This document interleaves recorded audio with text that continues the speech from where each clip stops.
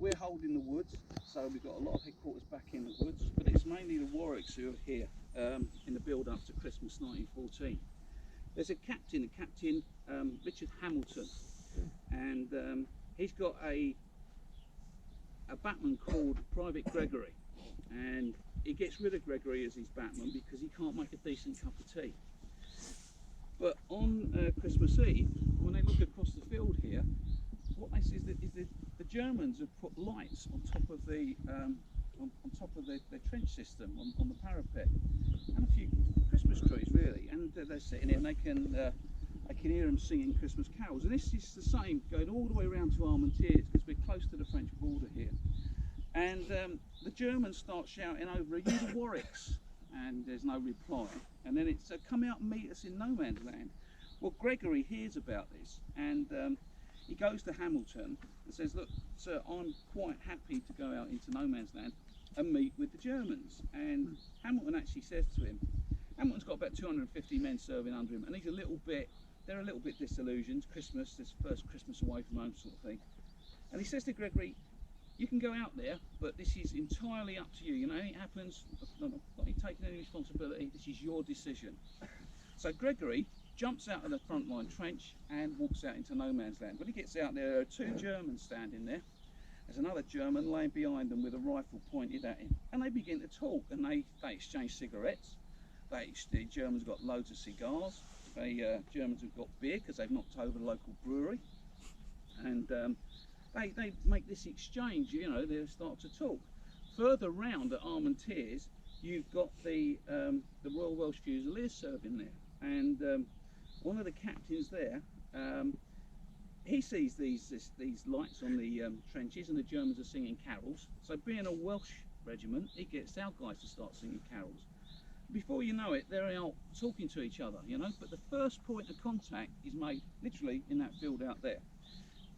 Hamilton is asked, they want to have an officer to go out to meet with the German officer. So Hamilton agrees that at 6 o'clock Christmas morning he'll go out into no man's land and talk with the German officer.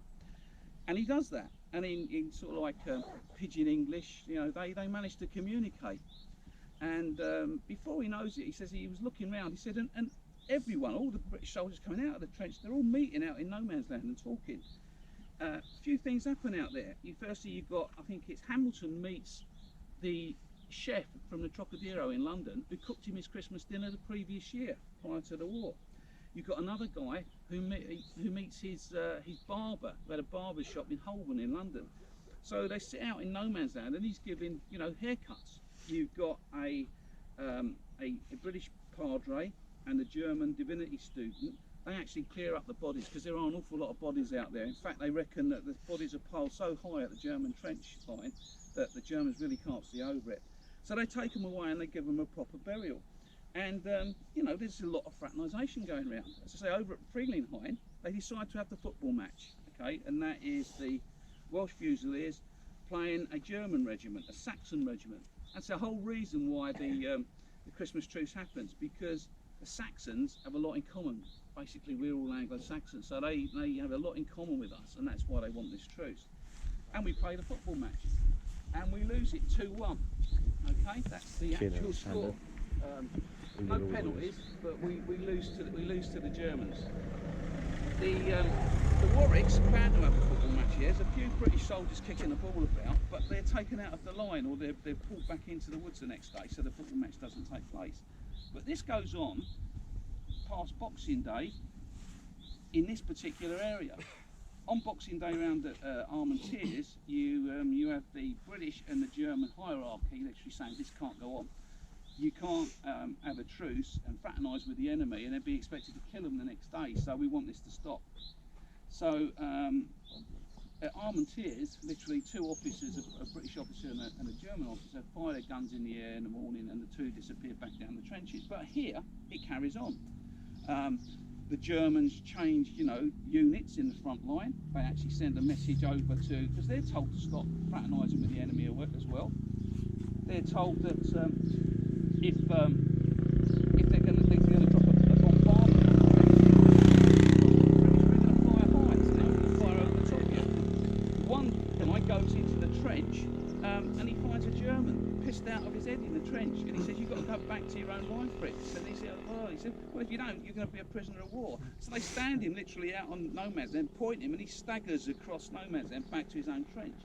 But in the end, things start to go slightly wrong, because a British sniper shoots a German, our German shoots a British guy, and so forth and so forth. And eventually, they have to sort of stop this, but it lasts up until New Year in this particular area.